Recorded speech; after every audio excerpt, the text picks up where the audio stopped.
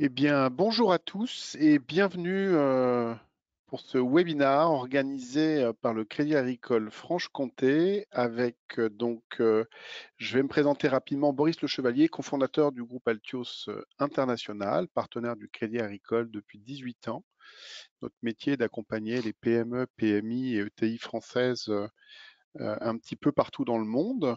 Aujourd'hui, pour animer ce webinaire sur le thème de l'implantation en filiale et ou par croissance externe et comment rebondir et accélérer l'international, je vous présente à mes côtés donc Alexandre Kaplan, qui dirige la practice M&A, croissance externe, build-up à l'international, autrement dit la filiale Altios Corporate Finance chez Altios, qui nous parlera un petit peu sur ces 12-18 derniers mois de l'accélération justement de la demande du côté des PME, PMI, ETI françaises pour se déployer à l'international. Cécile Denoyel, qui s'excuse, qui n'est pas avec nous aujourd'hui, qui est la directrice des marchés entreprises et professionnels du Crédit Agricole Franche-Comté, euh, qui n'est pas avec nous malheureusement aujourd'hui, et je vous présenterai le dispositif du Crédit Agricole à l'international. Sont également présents Serge Momus, directeur M&A du groupe Eurogerm, qui est avec nous depuis Dijon. Bonjour Serge et bienvenue Bonjour tout le aujourd'hui monde. parmi nous. Et puis Philippe Anglès, directeur financier du groupe Diagère, Diagère Industrie, basé à Poligny, et qui est avec nous également et qui nous parlera d'implantation notamment en Amérique du Nord. Ce que je vous propose, messieurs, c'est de retirer vos caméras le temps que Clémence nous installe le support. Je vous retrouverai un petit peu plus tard pour vous donner la parole. Caméra et son, merci. Et donc Clémence, si tu peux mettre la présentation afin qu'on fasse défiler le support. D'ores et déjà, vous avez un chat, vous avez la possibilité de nous poser des questions sur le chat, donc n'hésitez pas.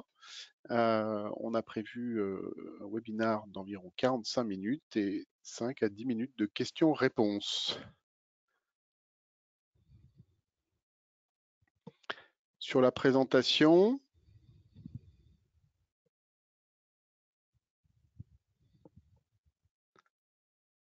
alors ça fonctionnait bien hier, pas de raison que ça ne fonctionne pas aujourd'hui.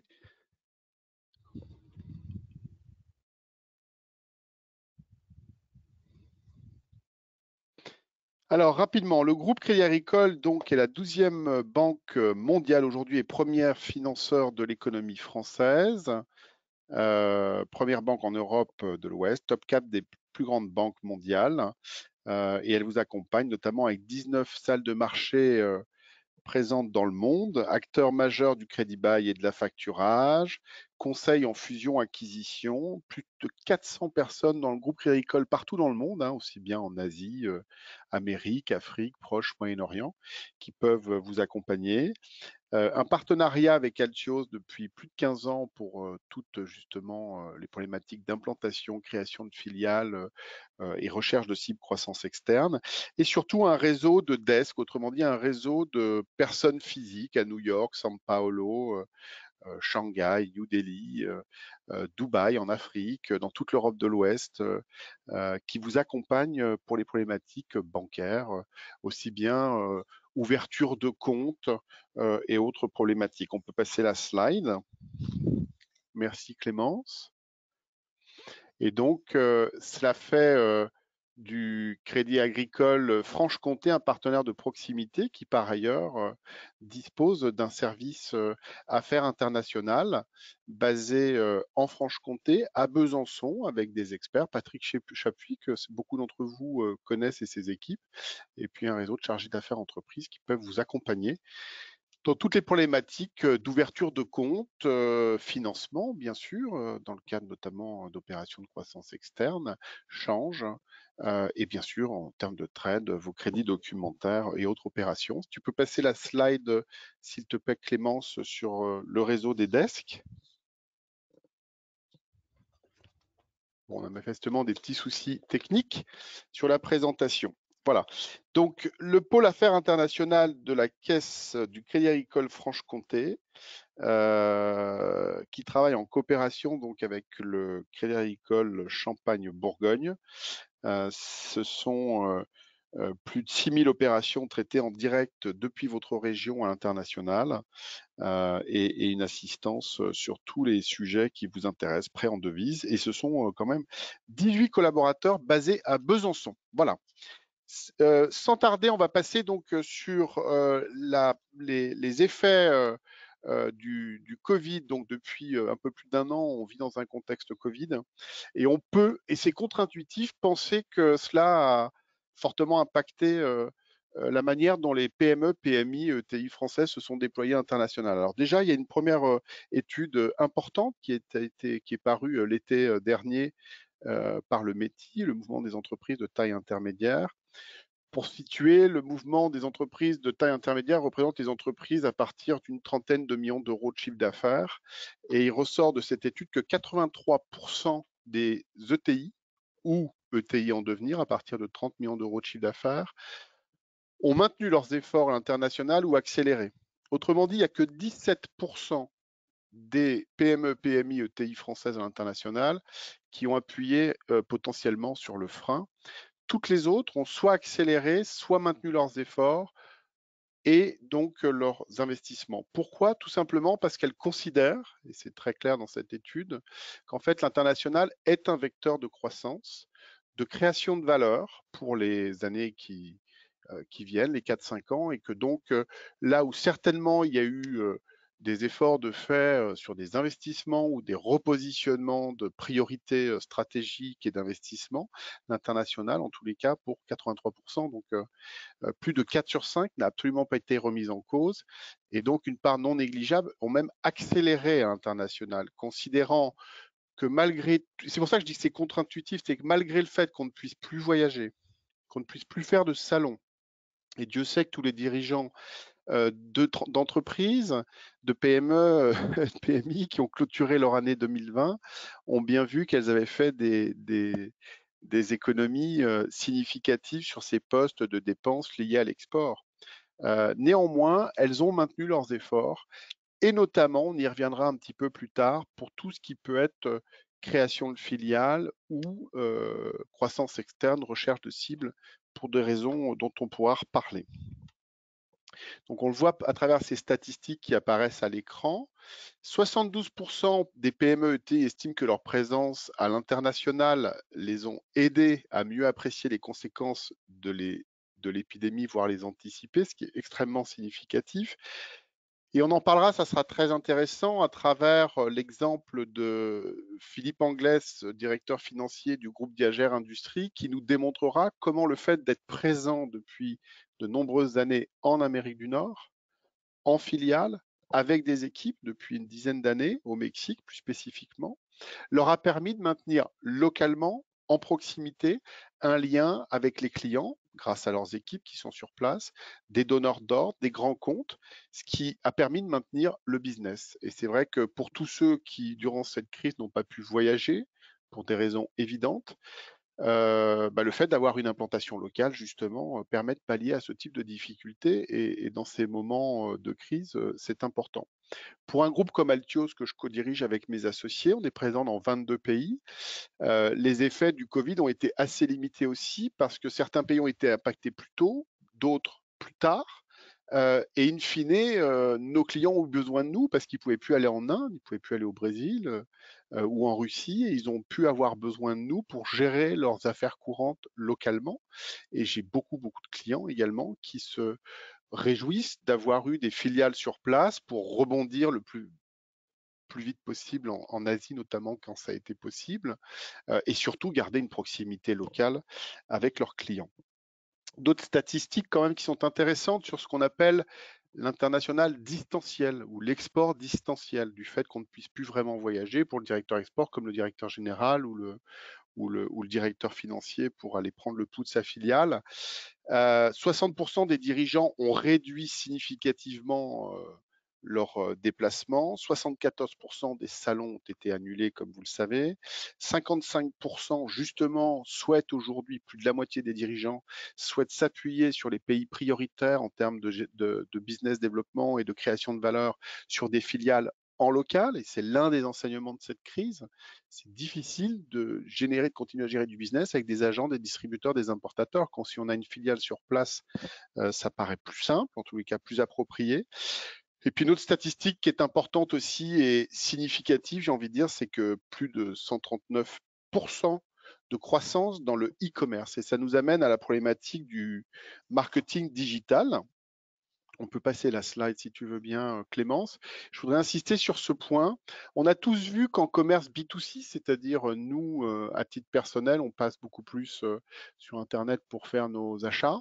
Mais c'est la même chose pour les industries. C'est contre-intuitif, mais de la même manière, aujourd'hui, quelqu'un qui cherche un produit quel qu'il soit industriel ira avant tout sur Internet pour identifier des fournisseurs. Et s'il le fait en Inde, au Brésil, aux États-Unis, en Allemagne ou au Maroc, vous serez référencé, vous ne le serez pas. Donc, il est devenu urgent, très urgent, d'anticiper dès maintenant cette modification majeure. Et on voit bien que les PMI, notamment, qui ont investi, parce qu'évidemment, dans le secteur des services, ça s'est fait assez naturellement et souvent très tôt, mais pour les PMI, les ETI dans le secteur industriel, c'est peut-être moins intuitif. Il faut investir dans ce marketing digital pour se faire référencer, qualifier des leads, parce que le lead generation de nouveaux clients, s'il n'y a plus de salon, si on se déplace moins, va évoluer lui aussi très vite en matière numérique et digitale. Et ça devient donc une ligne d'investissement extrêmement importante et significative. L'offre, elle évolue aujourd'hui et en fait, tous les produits que l'on peut proposer dans l'accompagnement international des PME ont pivoté. 60% de l'offre d'un groupe comme Altios, qui est l'acteur de référence, si ce n'est leader en France dans l'accompagnement des PME, PMI, ETI françaises, plus de 50% de notre offre a pivoté en 14 mois, ce qui veut bien dire que les besoins des clients sont différents, qu'ils recherchent des solutions différentes et notamment quelques produits qui sont assez significatifs. Et là, on est dans l'échange et le partage, le recrutement et le portage salarial. Autrement dit, je souhaite disposer d'un collaborateur chinois en Chine. Je souhaite disposer d'un collaborateur américain aux États-Unis ou allemand en Allemagne pour maîtriser mon développement. Et ça, le développement est exponentiel également depuis une douzaine de mois. Et l'autre point, c'est la croissance externe. Tu veux bien passer la slide, Clémence. C'est donc tout ce qui touche à la croissance externe. Pour faire simple, nous, on a signé 5 mandats en 2019 pour aller chercher des cibles pour une acquisition pour des PME, PMI ou ETI françaises. On en a signé une quarantaine depuis l'été dernier, ce qui est extrêmement significatif. Ça veut dire qu'on a plus de 150 offres qui sont parties auprès de nos clients, et ce qui veut dire que nos clients ont bien compris l'utilité dans ce contexte de crise qui risque de durer encore un petit peu, d'aller regarder, notamment, et je dirais principalement en Amérique du Nord et en Europe, Italie, Allemagne, Europe de l'Est, UK, mais principalement États-Unis, Canada, sur cette quarantaine de mandats. L'objectif, c'est d'identifier une cible pour une acquisition, considérant que acquérir une entreprise dans ce contexte, d'abord, on peut peut-être le faire dans des meilleures conditions en termes de valorisation pour des raisons évidentes de crise sanitaire, de contexte, fait que la valorisation de l'entreprise à l'achat est moindre, mais aussi parce que souvent la psychologie des dirigeants que l'on contacte est différente, peut-être et même sûrement qu'un dirigeant euh, de l'autre côté des Alpes, en Italie, en Allemagne ou en Pologne, que l'on contacterait aujourd'hui pour un rapprochement, une synergie, une prise de participation majoritaire, minoritaire, peu importe. Ce dirigeant sera vraisemblablement plus ouvert, plus intéressé à la discussion, à l'échange, qu'avant cette crise où il pouvait considérer qu'en croissance, il n'y avait pas de raison de se rapprocher avec qui que ce soit. Donc ça, c'est un fait extrêmement marquant qui a fait bouger les lignes ces derniers mois. Et sur ce genre de prestations, le groupe Crédit Agricole, votre caisse Franche-Comté, Altios est à vos côtés à la fois pour identifier ces cibles et vous accompagner dans la négociation, le closing, le financement et toutes les opérations qui vont avec. Sans tarder, je vais passer la parole. Alors, si vous avez des questions, vous n'hésitez pas sur le chat à nous les poser. Sans tarder, je vais passer la parole à Alexandre Kaplan, qui va nous parler maintenant justement de cette possibilité d'accélérer votre croissance par acquisition. Je terminerai juste sur une chose. J'ai la chance de faire ce métier depuis 25 ans, avec passion, en ayant vécu à la fois en Afrique, en Amérique du Nord, en Amérique du Sud, en ayant ouvert notre filiale en Inde, mais aussi en Russie et autres. Et il y a une chose qui me frappe, c'est il y a encore une dizaine d'années, quand on parlait de croissance externe, on s'adressait à des groupes du CAC 40 ou des groupes cotés, et on trouvait ça dans les pages des Échos, etc.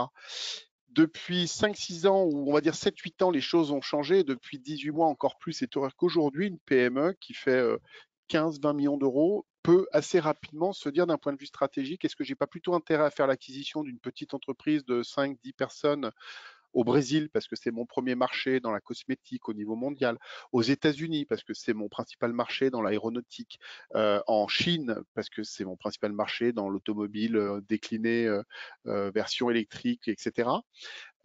Aujourd'hui, une PME, une PMI, une ETI peut tout à fait se dire, finalement, plutôt que de prendre un agent, puis un distributeur, puis de faire quelques centaines de millions d'euros de chiffre d'affaires, qui vont justifier de créer une filiale, ou alors pour un industriel de faire du greenfield, créer une filiale avec toute la complexité, on en parlera un petit peu plus tard avec Philippe Anglès, le temps que ça peut prendre, les moyens financiers et humains que ça engendre.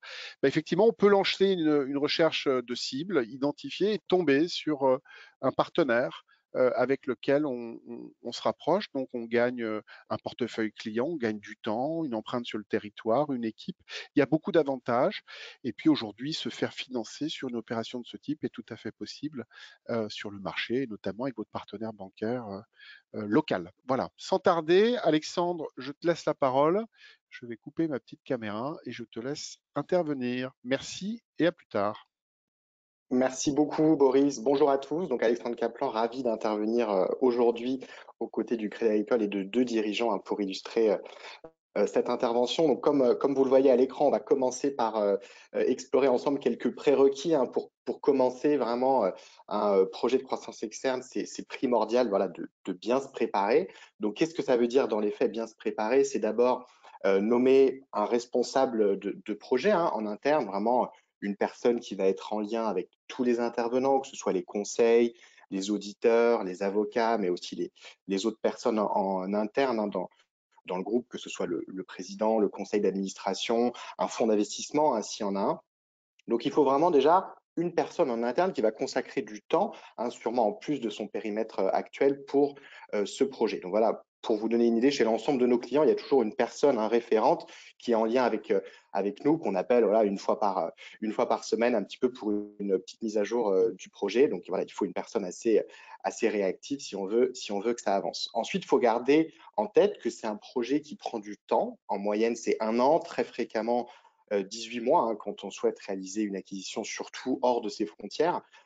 Pour vous donner une idée, la dernière opération qu'on a finalisée pour un groupe italien en France, il s'est passé 1 an entre voilà, la première rencontre entre notre client et la cible, et puis la signature effective du SPA. Donc, c'est vraiment quelque chose, faut être patient, il faut avoir conscience que c'est aussi un process où il y a quelques obstacles voilà, qui sont tout à fait surmontables, mais dont il faut avoir conscience, surtout à l'international, quand il faut savoir gérer les différences culturelles, les petites différences de valorisation. Parfois aussi, la cible idéale qu'on cherche n'existe pas. Il faut alors adapter un petit peu ces critères. Voilà, pour un de nos clients, je me souviens, qui est dans l'externalisation des achats, on avait un mandat pour chercher une cible idéale en Espagne, voilà, mais il se trouve que cette cible quasi parfaite n'existait pas en Espagne. En revanche, on l'avait trouvée en Belgique. Donc voilà, finalement, on a acheté cette cible-là. Donc, il ne faut pas hésiter à être flexible quand c'est possible. On a retrouvé le même schéma là,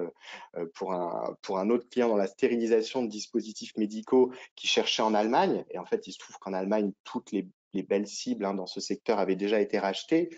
Donc voilà, par contre, on a trouvé une très belle cible en Suisse. Donc, on a pu pivoter un petit peu la stratégie.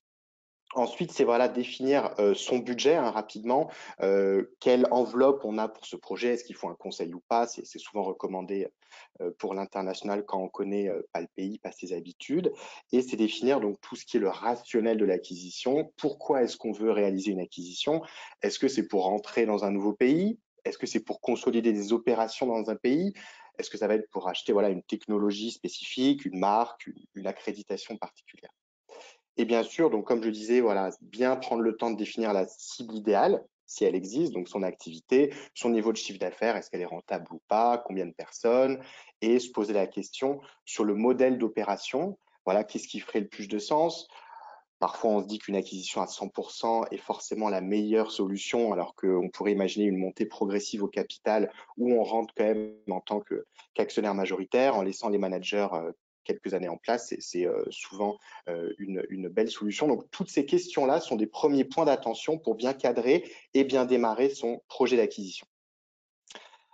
Clément, je veux bien que tu passes à la slide d'après où on va décrire les étapes clés vraiment d'une opération d'acquisition. Hein. Donc, en 2 mots, il y a 5 étapes clés qu'on a essayé de résumer sur la slide à l'écran. La première, c'est la partie qu'on appelle vulgairement le screening, hein, d'identification des cibles. C'est vraiment l'étape qui va nous permettre de repérer les cibles donc, qui correspondent au profil qu'on a fait ensemble de votre cible idéale. Et ensuite, étape 2, vraiment, c'est là où on va aller approcher les cibles. C'est l'étape qui va nous permettre d'aller tester l'intérêt pour une société de vendre ou pas, ou alors une partie de son capital. Ensuite, s'il y a une ou plusieurs ouvertures, on arrive rapidement en étape 3. Donc là, c'est vraiment le premier échange entre la société et la cible. C'est donc une première introduction. Et si cette première discussion se passe bien, alors on peut doucement commencer la négociation, on commence à parler des synergies, du prix, on prépare l'analyse financière et on espère voilà, progressivement arriver à la signature d'une lettre d'intention, LOI, donc qui va permettre de figer certains paramètres de l'opération. Et une fois la LOI signée, on passe en étape 4, qui est la phase de due diligence, qui va nous permettre de valider sur les différents volets que voilà, tout se passe bien, que ce soit le financier, le juridique, le social, qu'il n'y ait pas vraiment de point de blocage qui remettrait en cause les conditions de l'offre. Ensuite, voilà, si tout est bon, on confirme l'offre ferme, on démarre la rédaction du SPA, donc qui est le contrat de cession de parts, c'est un document qui est souvent préparé par un avocat. Et ensuite, seulement si acheteurs et vendeurs sont d'accord sur l'ensemble des clauses du contrat, et c'est très long, on peut alors faire le signing, c'est-à-dire la signature du SPA. Et ensuite, si toutes les conditions suspensives sont levées, on peut ensuite faire le closing, mais c'est que le début, c'est la fin du premier cycle, mais c'est là où il y a la phase 5, la partie intégration qu'il faut également proprement réaliser. Clément, je veux bien, merci beaucoup. Alors, quelques anecdotes sur ces 2 premières étapes hein, du process que je vous ai décrit. Donc, pour rentrer un peu plus dans le détail, le premier risque, une fois qu'on a démarré, c'est de vouloir faire l'identification de cibles trop rapidement, de vouloir tout de suite aller approcher les cibles. En fait, il faut vraiment prendre le temps d'être le plus complet possible, au risque hein, de passer à côté de la cible idéale. J'avais un de mes clients là dans la certification dans le cadre d'une acquisition aux États-Unis qui avait réalisé une première liste de cibles un petit peu brute et qui était convaincu qu'elle était exhaustive. On a quand même temporisé et pris le temps avec lui de réaliser proprement la recherche. Et en fait, on lui a montré qu'il avait screené uniquement 30% du marché. Et en fait, la cible idéale qu'il a finalement achetée n'était pas dans sa liste de base. Donc, vraiment, il faut prendre le temps pour être vraiment exhaustif. Hein. Il y a tout un écosystème qu'il faut connaître. Il faut connaître les réseaux locaux. On n'a pas les mêmes réseaux locaux à l'étranger que dans son pays. Et il faut compter, hein, selon les pays, voilà, au minimum hein, entre 2 et 4 mois, selon le pays, le secteur, pour vraiment avoir une liste complète. Ensuite, sur la disponibilité de l'information financière. Elle est vraiment variable hein, selon les pays. En Allemagne, par exemple, pour les petites sociétés, c'est très difficile hein, d'avoir accès à même un niveau de chiffre d'affaires, hein, alors qu'en France, au UK, voilà, on y arrive plus facilement, c'est public. Voilà, alors qu'aux États-Unis, voilà, c'est un peu comme l'Allemagne, c'est quand même difficile d'avoir accès à des informations précises parce qu'il n'y a pas d'obligation de publication des comptes. Donc, tout ça, c'est variable, mais c'est des choses qu'il faut avoir en tête quand on démarre dans un pays. Ensuite, pareil, pour l'actionnariat, faut prendre le temps d'identifier hein, avant d'approcher qui est au capital. Est-ce que ça va être un dirigeant de 25 ans qui a créé sa structure il y a 2-3 ans? Est-ce que ça va être une personne voilà, qui a plutôt 80 ans et qui veut céder la main? Est-ce que c'est un fonds? Est-ce que c'est une famille qui est au capital depuis 3 générations? Et en fait, tous ces éléments-là qu'on va pouvoir recueillir vont nous permettre, en étape 2, qui est la phase d'approche, de proprement, on va dire, soigner son approche. Voilà, est-ce que ça va être, est-ce qu'on approche en anonyme ou pas? Par exemple, en Allemagne ou en Pologne, il faut plutôt être formel, il faut mettre les formes, il ne faut pas brusquer, il faut s'armer de patience. La semaine dernière, par exemple, on a présenté une LOI en Pologne et ça s'est fait de façon extrêmement formelle dans l'usine de la cible avec la famille fondatrice. Donc, faut vraiment avoir conscience de tout ça au risque de brusquer les vendeurs et qui ferment très très vite le dossier. Et puis on se retrouve à avoir dépensé beaucoup d'énergie et de moyens et en ayant fait ce qu'on pense être une petite erreur, mais qui en fait est vécu comme une faute à l'étranger. Alors qu'au UK, en Espagne, en Italie, voilà, les vendeurs hein, globalement sont plus accessibles, plus directs. Voilà, si on fait 10 approches, on va avoir au moins 5 discussions, alors qu'en Allemagne, quand on en fait 10, si on en a 2, on est très content. Ah, et puis peut-être une dernière anecdote aussi sur une mission récemment au UK. Voilà, on a approché l'actionnaire majoritaire sur LinkedIn hein, d'une société de 50 millions de livres. Il nous a répondu dans les 10 minutes et on s'écrivait sur WhatsApp après. Donc c'est vraiment au cas par cas, selon les pays, selon les secteurs, mais il y a vraiment une méthodologie qu'il faut suivre. Mais le plus important, c'est pas brusquer, encore une fois, hein, selon les pays, la cible en attaquant trop rapidement les sujets sensibles. Il n'est pas recommandé, par exemple, au bout de 2 minutes d'échange, je mets le UK et les US entre parenthèses, mais de demander le niveau des bidas, le prix souhaité. Il faut vraiment mettre les gens à l'aise et proposer de signer un accord de confidentialité. Voilà, il faut insister sur le projet industriel. C'est autant de choses qui sont extrêmement importantes. Clément, je veux bien qu'on passe à la dernière de mes slides, s'il te plaît. Ensuite, donc, effectivement, si tous les signaux sont au vert, on peut alors commencer donc l'analyse financière. Ça impose de bien se renseigner sur les multiples de marché. Il faut bien comprendre que dans certains pays, l'EBITDA comptable hein, qui est affiché, il est très différent de l'EBITDA ajusté. Voilà, au UK, par exemple, il n'est pas rare de voir des dépenses personnelles de dirigeants euh, sur la société, alors qu'en Espagne, voilà, c'est plutôt des rémunérations qui vont dépasser les standards de marché. Donc, concrètement, sur la rencontre, il faut créer un feeling, il faut être patient et il ne faut pas hésiter à être créatif aussi sur le montage de l'opération qui permet d'arriver rapidement à un arrangement sur la structuration.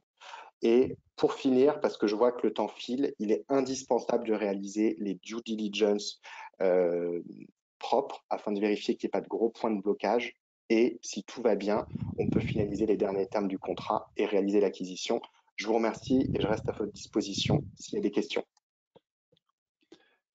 Merci beaucoup, Alexandre, pour cette présentation. On peut d'ores et déjà passer aux slides suivantes. Merci à Serge Momus donc, de nous rejoindre. Serge, peut-être tu peux te présenter rapidement ainsi que Bonjour à tous. l'activité. Ouais, donc Oui, directeur Alliance Croissance Externe Eurogerm. Bonjour. voilà, Merci d'être avec bonjour nous. tout le monde. C'est avec grand plaisir que j'interviens aujourd'hui dans ce webinaire pour vous parler un peu de mon expérience. La slide suivante, je vous prie. Donc, Eurogerm donc, est une société dont le siège est basé à Dijon, qui a été créée par Jean-Philippe Girard il y a une bonne trentaine d'années maintenant, et avec une situation un peu particulière puisque on est en cours de LMBO, donc un rachat de l'entreprise par des cadres dirigeants, aidé par un fonds d'investissement qui est Naxicap. Et ce LMBO se signe après-demain. Donc on est un petit peu sous tension là parce que c'est le rush final, mais voilà. Donc la société va bien, elle a fait en 2020 un chiffre d'affaires d'une centaine de millions d'euros avec un EBITDA 12 millions, ce qui est grosso modo ce qu'on a fait l'an dernier. Donc on est flat. Le Covid, on a vu qu'il y a des effets très variés. Boris en a un peu parlé. Certains pays ont continué leur croissance, d'autres ont plongé. Mais grosso modo, on est à peu près étal sur l'an dernier. On est très internationalisé. On a une douzaine de filiales à l'étranger, dont 3 en Europe. Et depuis quelques années, on est orienté notre croissance avec donc un programme assez ambitieux de croissance externe dont je m'occupe. Voilà. Alors, finalement, on fait quoi chez Orgerm rapidement, on le verra à la slide suivante. Donc, nous produisons des ingrédients céréaliers que l'on va retrouver dans une grande majorité de produits de boulangerie, de viennoiserie, de pâtisserie. Pour faire simple, nous, on s'occupe des graines que vous avez dans le pain aux graines. On s'occupe de la farine de maïs grillée qui va donner une petite saveur, noisette, etc. Voilà. Donc, on est dans le marché de la BVP et on a plusieurs axes de travail, mais bon, c'est pas le but de cette présentation aujourd'hui. Donc, on va parler un peu plus de notre stratégie d'acquisition, hein, mergers and acquisitions, donc croissance externe que l'on trouve là. Alors, finalement, l'idée, c'est quand on veut faire une acquisition, entre autres, il faut apprendre à sortir un peu de la boîte. Hein. On voit naturellement quand on passe acquisition, on se dit, bah voilà, bah, je vais acheter mes concurrents. C'est simple. Voilà, on voit tout de suite l'intérêt, on est en zone de confort, on sait bien évaluer les choses, voilà. Mais on est très souvent limité. Il y a des pays où il n'y en a pas à vendre, tout simplement. C'est souvent le cas, ou qui sont pas de taille adaptée, etc. Donc, très rapidement, on s'est dit, bah, si on reste là dans la boîte, on fera pas grand-chose. Donc, on a donc cherché d'autres voies.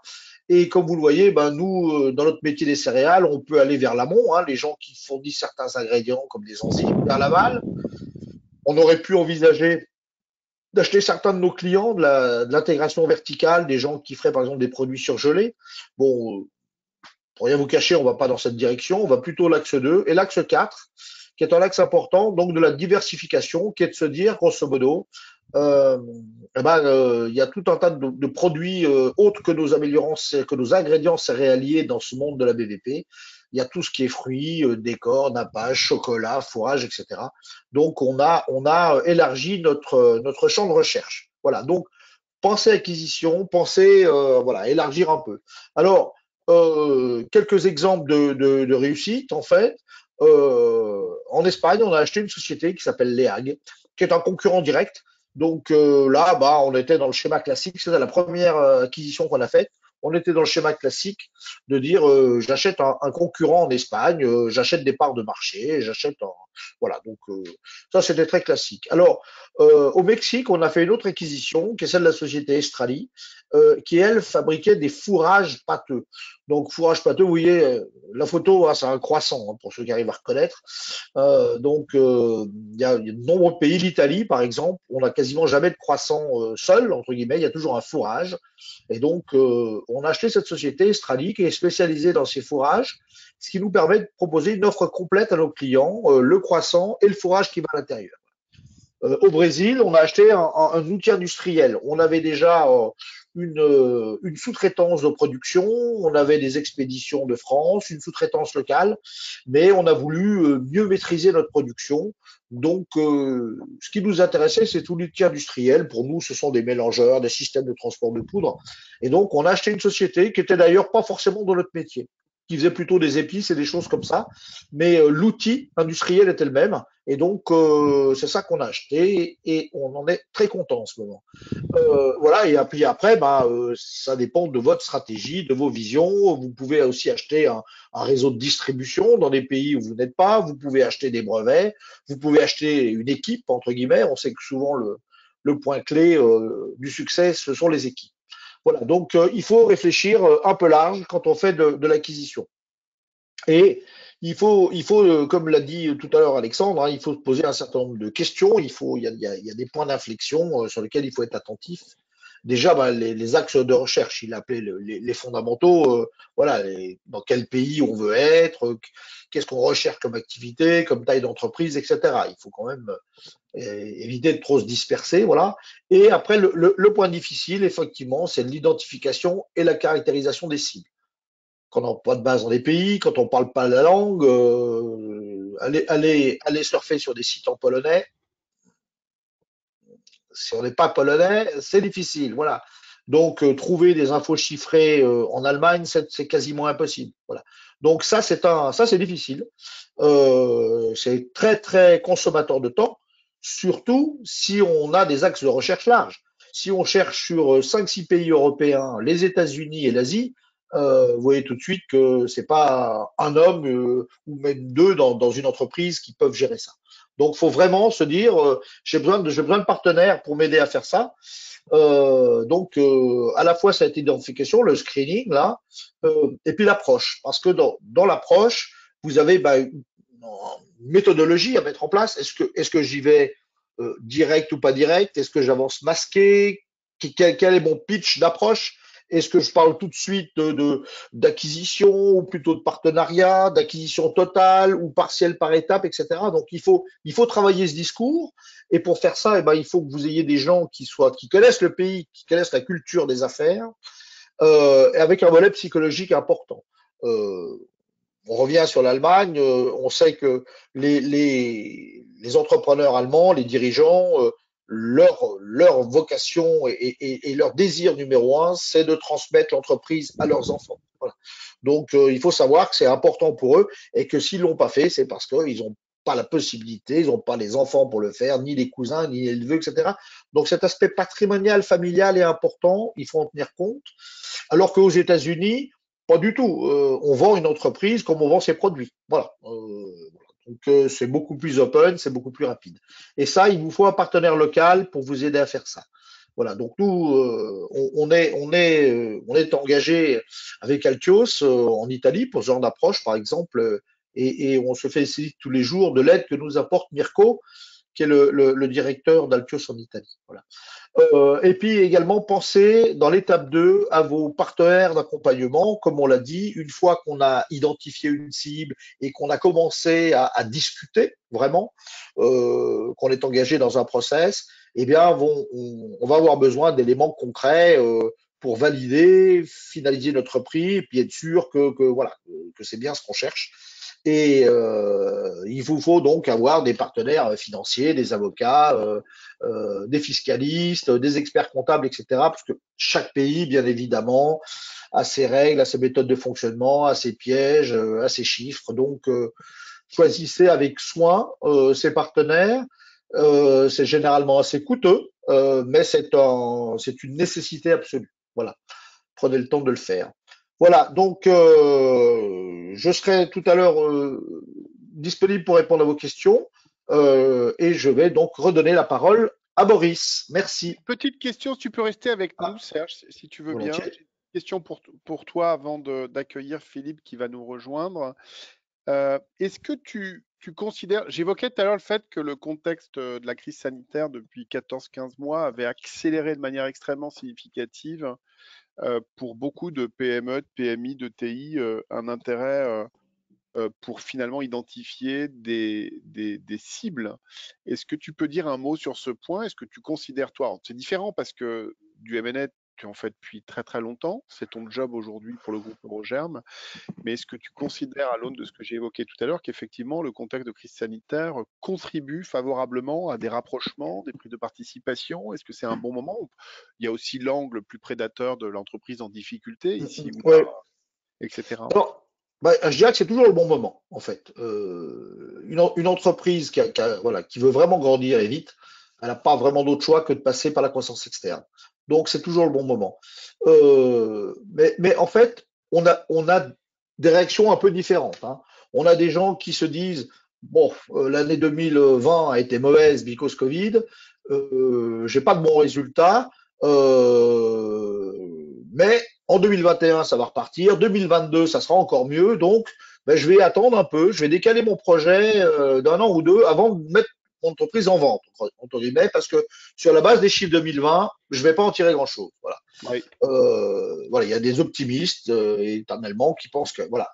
Mais il y a aussi des chefs d'entreprise qui se disent, je me suis battu comme un chien là pendant une année. Je perds quand même 30% de mon EBITDA à la fin de l'année. Mes clients ont souffert durablement, mes équipes ont souffert durablement. Je vois pas trop une issue à court terme. Donc moi qui pensais céder mon entreprise dans 3, 4, 5 ans, c'est peut-être le moment parce qu'elle vaut sans doute plus aujourd'hui qu'elle vaudra demain. Voilà. Donc on a souvent ce type d'approche. Voilà, ça dépend un peu des dirigeants, mais en tout cas, je pense qu'il faut pas attendre. Et il faut pas attendre. parce qu'il y a des moments comme ça où Ouais, effectivement les cartes sont justement, avec rebattues. le recul, on se connaît bien, ça fait des années qu'on évoque ces sujets M&A à l'international et qu'on se croise dans les aéroports.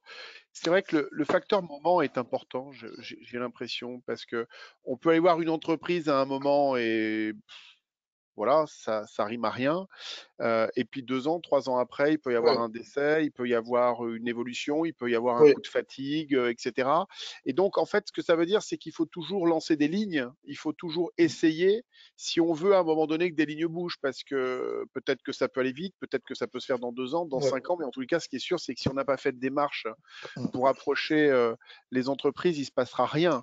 Parce qu'il y, Alors, a- il oui, y a un facteur au-delà de ça, émotionnel dans la réussite, puis il y a oui, un oui. facteur temps, il y a le momentum, hein. Alors, au-delà de ça, ce qui est difficile également, et surtout si vous êtes en recherche sur 7, 8, 10 pays en même temps, c'est qu'il faut maintenir en activité tous ceux avec qui vous avez noué des contacts, hein. C'est le principe des jongleurs chinois, hein, qui font tourner un bâton avec une assiette au bout. Là, vous connaissez le système, là, ils passent de l'un à l'autre, etc. Et parce que là, le type aujourd'hui, il dit, bon, pourquoi pas, bon, j'y avais jamais pensé, mais bon, je vais y réfléchir. Si vous en occupez pas, l'idée fait son petit chemin dans sa tête. Et si vous en occupez pas, vous vous rendez compte, 3, 6 mois après, vous l'avez pas relancé, il veut dire oui, j'y réfléchirai, vous l'avez pas relancé, et vous apprenez bah, qu'il est en négociation avec quelqu'un d'autre. Voilà. Ah, et qu'il a Parce avancé que, éventuellement avec voilà, quelqu'un d'autre. Hmm. l'idée a fait son chemin, il s'est posé la question, il en a parlé à quelqu'un, quand on a parlé à quelqu'un d'autre, et paf, il a commencé et il vous a oublié. Vous avez planté la graine, elle a germé, et c'est quelqu'un d'autre qui récolte derrière. Donc, d'où nécessiter encore plus d'avoir un partenaire sur place qui repasse un petit coup de fil tous les, voilà, alors selon les cas, mais 3 semaines, un mois, voilà, où on en est, vous avancez dans le processus, etc. Ça, c'est super important parce qu'on peut perdre le bénéfice, on peut arriver le premier sur le dossier, déclencher un peu le mouvement, et finalement, c'est jamais instantané. Il va jamais vous dire, ouais, tiens, ça tombe bien, super, j'étais en train de préparer les documents pour vendre. Voilà, ça peut prendre 1 an, 2 ans, mais si vous ne maintenez pas le contact pendant ces 2 années, vous avez de fortes chances de vous faire griller la politesse. Et ça, si vous avez 10 pays et 15 sites dans chaque pays en même temps, ça fait beaucoup d'assiettes à faire C'est tourner. beaucoup d'assiettes, oui. Et avec vos deux mains, vous n'y arriverez pas. En tous les cas, ça illustre Voilà, bien l'agilité qui convient pour réussir à l'international. Merci Serge, et puis à tout à l'heure pour le mot de avec conclusion. plaisir. J'en profite pour saluer de nouveau Philippe Anglès qui nous rejoint, donc directeur financier du groupe Diagère. On va passer tout de suite à la slide. Philippe, est-ce que tu peux rapidement te présenter, nous présenter en 1 minute ou deux le groupe Diagère, qui fait la fierté de la région Franche-Comté et du bassin de Poligny en particulier? Exactement. Donc, la charge de représenter le groupe Diagère aujourd'hui. Donc, je suis directeur financier du groupe Diagère. Donc, le groupe Diagère s'était créé en 1953 en région parisienne. Donc, c'est aujourd'hui c'est un actionnariat 100% familial. C'est la deuxième génération qui est aux manettes, et plus spécialement François de Fougères, donc le président de la holding. Le groupe, c'est 50 millions d'euros de chiffre d'affaires, 53% donc sur la France et 47% à l'export, 350 collaborateurs donc répartis dans le site principal donc de Poligny, où nous sommes à peu près 300. Ensuite, 2 petites sociétés qui sont à Mâcon et à Yzeure. C'est des acquisitions récentes de croissance externe que nous avons réalisées sur fin 2019 dans le domaine industrie.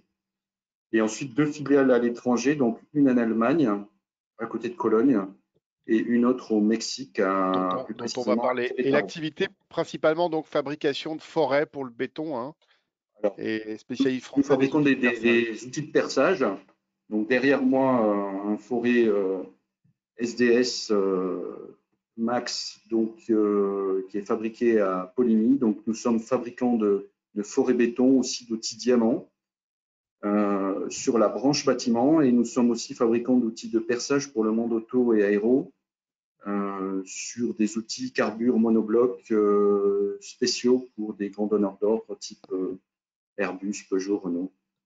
Ok, très bien. Merci pour cette présentation. Donc, sans tarder, on va parler ensemble plutôt de l'aspect Implantation, le thème aujourd'hui, c'était croissance externe et implantation. On a bien illustré le sujet de la croissance externe, recherche de cibles, acquisition, prise de participation minoritaire, majoritaire. Nous, ce qui nous intéressait à travers cet exemple avec Diageo, c'est le choix, il y a une petite dizaine d'années, d'une filiale au Mexique. Donc déjà, pourquoi une filiale? Qu'est-ce qui vous a amené? Qu'est-ce qui a amené le dirigeant, Monsieur Desfougères? Toi, tu connaissais déjà le Mexique, qui avait vécu et travaillé pour un autre groupe dans une autre vie, etc. Tu as suivi ce projet de près. Donc, qu'est-ce qui a amené le groupe Diageo à s'implanter au Mexique? Alors précisément, s'implanter au Mexique, c'était reconquérir des parts de marché qu'on avait abandonnées dans les années 2000 pour des questions de taux de change. On avait dû remonter les prix assez fortement et du coup, on avait perdu la majorité de nos clients. On avait toujours sur place un agent assez efficace et donc c'est avec lui, avec François de Fougères, donc que nous avons démarré le premier projet qui était un projet industriel de lancer des produits entrée de gamme en fabrication au Mexique pour le continent nord-américain. Il faut savoir que le continent nord-américain résonne en pouces et que le reste du monde, entre guillemets, résonne en métrique, sauf les Japonais qui sont en GIS. Donc voilà. Donc Initialement, si je comprends bien, l'implantation mexicaine, dès le début, elle avait une vocation de raisonnement commercial Amérique du Nord. c'est ça, tout à fait. Commercial et industriel. Et Donc industriel, l'idée donc était de industriel au Mexique, mais avec une logique commerciale Amérique du Nord. tout à fait. Donc avec une logique déjà de reconquérir les clients qui nous connaissaient. Hein. On dit toujours que c'est quand même plus facile de regagner un client passé que de ex nihilo. Donc on a regagné tous ces clients petit à petit. On en a recréé des nouveaux. Je dirais que ce qui nous a amené après, deuxième étape, au bout de 3 ans, 3-4 ans, à rechanger un petit peu notre cible et notre objectif. Bon, petit 1, c'est que clairement, au niveau industriel, on avait du mal techniquement à développer le savoir-faire, même si c'est soi-disant un produit d'entrée de gamme. C'était compliqué parce qu'on avait des machines qui étaient faites par nous-mêmes, donc pas facile de trouver des opérateurs, plus la rotation, le temps de trouver un petit peu le bon niveau de salaire et de rémunération pour éviter une trop forte rotation. Par contre, le bon côté, c'est qu'on a commencé à développer des comptes clients. Je pense notamment à Home Depot, qui est le leader du bricolage. Et donc ça nous a amené à changer notre cible et à nous réorienter vers des produits de plus forte valeur ajoutée, donc qui sont les produits forêt marteau qui se montent sur de l'électroportatif. Marteau, donc c'est une action de vissage, mais aussi de forage. Et donc ces forêts-là sont fabriquées à Poligny, restent fabriquées à Poligny, mais nous avons implanté donc un centre de logistique pour conditionner, marquer nos produits à la marque du client ou la marque Diageo. Donc voilà la redistribution, ça nous a permis donc là par contre de développer beaucoup plus l'activité puisque en termes de prix on était plutôt bien placé et donc là on vend en étant sur place directement à la distribution locale, voire à des quincailleries directement puisque le réseau de distribution n'est pas très organisé comme en France ou en Europe, donc avec des marges qui sont correctes. Aujourd'hui, je crois que l'Amérique du Nord, pour vous, c'est environ 11%. Au niveau du groupe, la filiale donc Diamex qui commercialise sur l'Amérique du Nord, l'Amérique centrale et quelques pays d'Amérique du Sud, c'est 11% effectivement du chiffre d'affaires consolidé en 2020. D'accord. L'un des enseignements qui est intéressant, c'est que finalement, vous partez sur une implantation greenfield industrielle avec une vocation commerciale. Et dans ce que tu indiques, c'est que finalement, vous êtes arrivé avec certaines idées, peut-être préconçues, comme on dit. Et au bout de 3 ans d'apprentissage, etc., vous avez pivoté, vous avez fait pivoter votre modèle pour vous adapter. Et c'est intéressant parce que c'est très fréquent, en fait. Nous, la plupart de nos clients qui arrivent sur des pays lointains, je pense au Brésil, aux États-Unis ou en Asie, avec une certaine idée, industriellement je parle, hein, de greenfield, etc., souvent au bout de 24, 36 mois, font pivoter le modèle préconçu, l'idée qu'ils en avaient, pour le faire évoluer, alors en fonction effectivement des besoins locaux, d'une adaptation aux contraintes qui peuvent être celles de la main-d'œuvre qu'il faut former, ou etc. Enfin, chaque cas est très particulier. Et ça, c'est intéressant parce que ça veut dire qu'une fois qu'on est parti, si on reste convaincu que le potentiel est là, que le business est là, c'est ce que vous avez fait. Il faut juste s'adapter, pivoter, être agile. C'est facile à dire, c'est pas si simple à faire quand on a investi dans des machines et des montants significatifs. Et finalement, de ce que je comprends entre les lignes, c'est qu'il faut 7-8 ans pour un retour sur investissement où on dit finalement, l'un dans l'autre, on a trouvé notre business model, c'est stable. Et l'une des conséquences, c'est que dans un contexte Covid, vous êtes très très content d'avoir eu une filiale là-bas pour maintenir votre business avec vos clients localement. Très très content du fait que pendant la première période de confinement, en fait, le marché d'Amérique centrale, Amérique du Nord, Mexique était encore en pleine activité. On avait des grosses commandes qu'on avait bookées fin 2019, début 2020. Donc tout ça nous a permis de continuer à alimenter notre usine en France pendant la période Covid. On ne s'est quasiment pas arrêté. Bon, comme tout le monde, on a dû arrêter des fois certains secteurs quand il y avait des cas. Mais en tout cas, l'appareil productif a continué à travailler. On a produit pour cette zone-là, effectivement. Et aujourd'hui, où l'activité a beaucoup bien repris depuis juillet à peu près en France, en Europe, surtout le marché de la rénovation notamment, on a noté une décroissance sur ce marché-là, mais donc finalement, il y en a un qui a pris le relais de l'autre et on se Ouais, c'est tout félicite l'intérêt des d'avoir vases cette. communicants quand on est présent sur différentes zones du monde. C'est effectivement ceux qui sont en Asie, en Amérique du Nord, en Europe disent finalement l'Asie est partie plus vite. Certains pays d'Europe repartent, puis les États-Unis devraient redécoller en septembre. Donc finalement, on arrive un petit peu à juguler et certainement au bout de 10 ans pour ce qui te concerne, ça permet aussi de constater que les années suivent et ne se ressemblent pas, mais que quand certaines filiales vont mieux, d'autres moins bien, en tous les cas, à la fin de l'année, tout ça s'équilibre un petit peu. C'est tout l'intérêt de se déployer à l'international.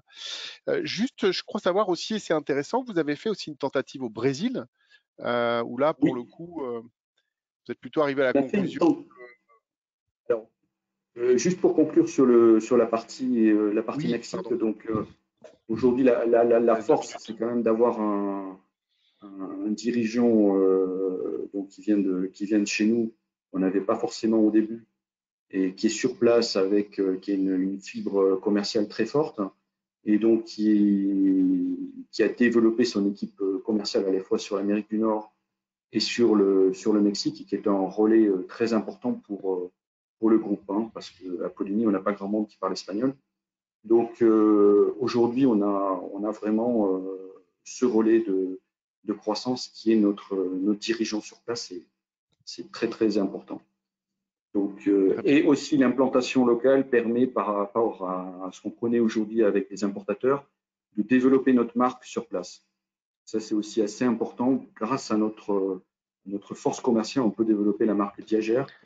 Avec un réseau d'agences, c'est compliqué parce qu'on a des petits produits faible valeur par rapport à une machine électroportative. Donc, on est un peu la dernière roue du carrosse.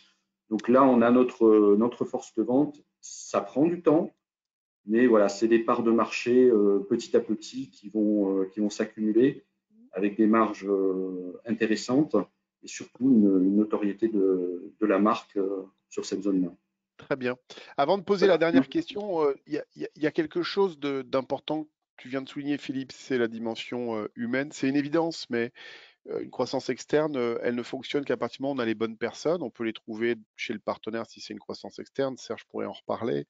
Idéalement en les incorporant les équipes localement le plus longtemps possible. Et là, dans le cadre d'un greenfield, il faut le bon patron, il faut le bon financier, etc. Et c'est souvent ce qu'on oublie, c'est que faire une acquisition ou réussir un greenfield, c'est une chose, mais finalement, on en revient quand même à la qualité des hommes et des femmes sur place.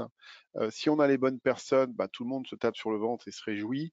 Et souvent, derrière une filiale qui réussit, qu'on s'appelle le Roi Merlin, Airbus ou ou Diagère ou Eurogerm ou Altios, il y a souvent une personne qui dirige cette filiale et qui fait que ça fonctionne. Parce qu'il fait, il Sur la fait tout. partie business et lien avec la maison mère, c'est super important. Mm. Sur les, on va dire sur les business satellites comme sur les métiers satellites comme le mien, il faut trouver des partenaires locaux sur la compta, sur la fiscale, sur les ressources humaines. On est une petite structure, on a une trentaine de personnes là-bas, on ne va pas se payer un directeur financier ou un Bien sûr, directeur des ressources humaines. Donc, il faut trouver des partenaires locaux à des notre personnes de taille. confiance. Et voilà, on en trouve par le réseau. Moi, j'ai beaucoup Alors échangé justement, avec là-dessus, on des avait PME. évoqué un petit peu l'aide du Crédit Agricole qui vous avait aidé Oui. justement ponctuellement, notamment via leur desk, Jean-Paul Illy, présent Rencontrer localement Jean-Paul et Ly, autres. donc avec toi au Brésil, Oui, sur l'expérience qu'on a eue de 2012 à 2013, où finalement on a vu des cibles super intéressantes. À la fin, on a renoncé pour des problèmes fiscaux, sociaux, de sociétés qui étaient un peu trop endettées. Et je ne voyais pas nous embourber voilà, d'accord. dans des problématiques qui n'étaient pas résolues par la due diligence à ce moment-là. Et Jean-Paul Illy, je l'ai recontacté récemment. Bah, je peux donner un exemple concret. Là, sur le Mexique, c'est très compliqué d'avoir vos banques traditionnelles sur place. Ça n'existe pas. Donc, il y a éventuellement HSBC, Santander, ce genre de banques espagnoles, voire Banorto. HSBC, qui sont des banques de détail. Et eux m'ont accompagné avec Banorte. Et donc, aujourd'hui, j'ai une relation avec l'International Desk de Banorte. Faut savoir qu'au Mexique, normalement, si vous ne donnez pas de pouvoir bancaire, faut se pointer à l'agence, quoi. Et Il faut donc faire là, la tu as un queue, prendre le ticket. interlocuteur Crédit Agricole à la fois à Besançon, mais également là-bas sur place qui peut t'aider.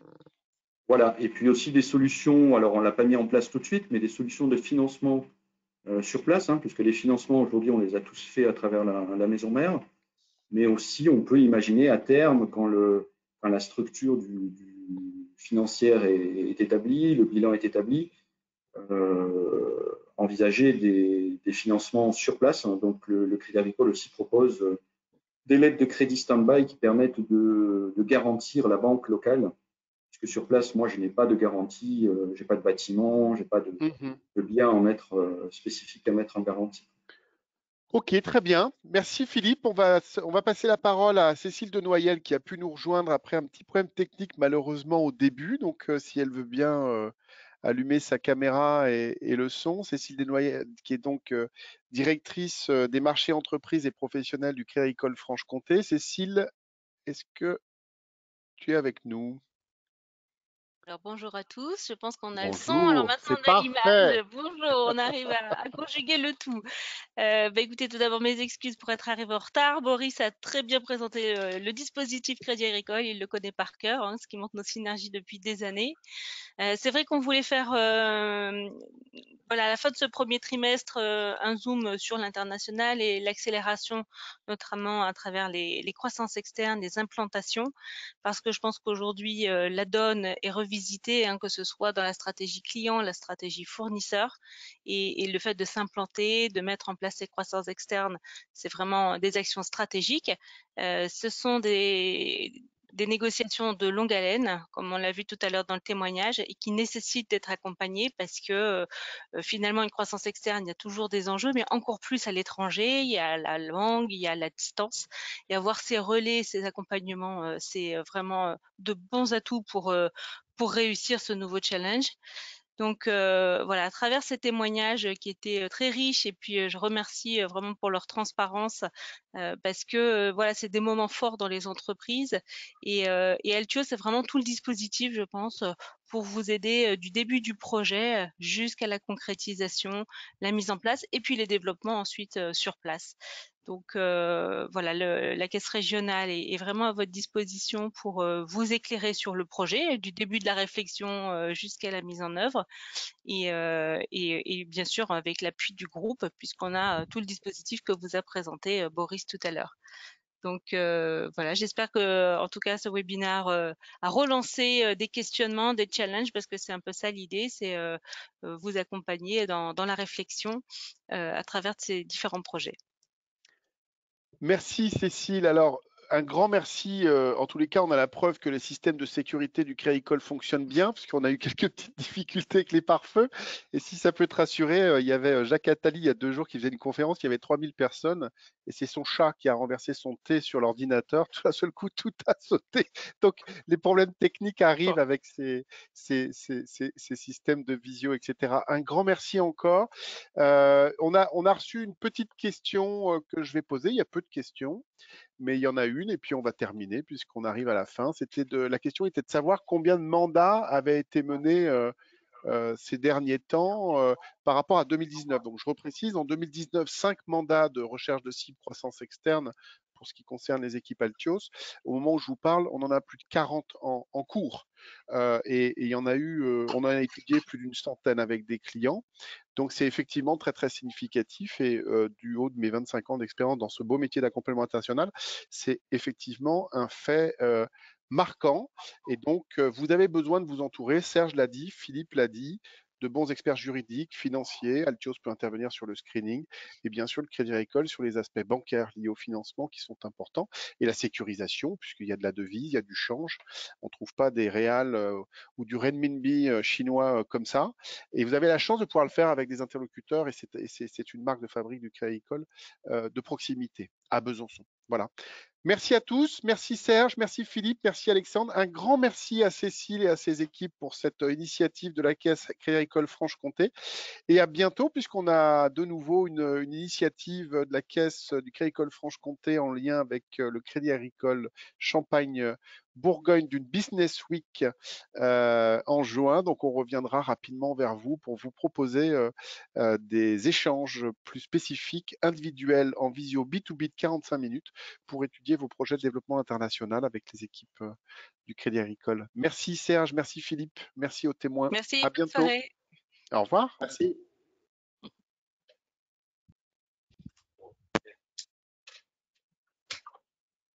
Alors, je vais fermer.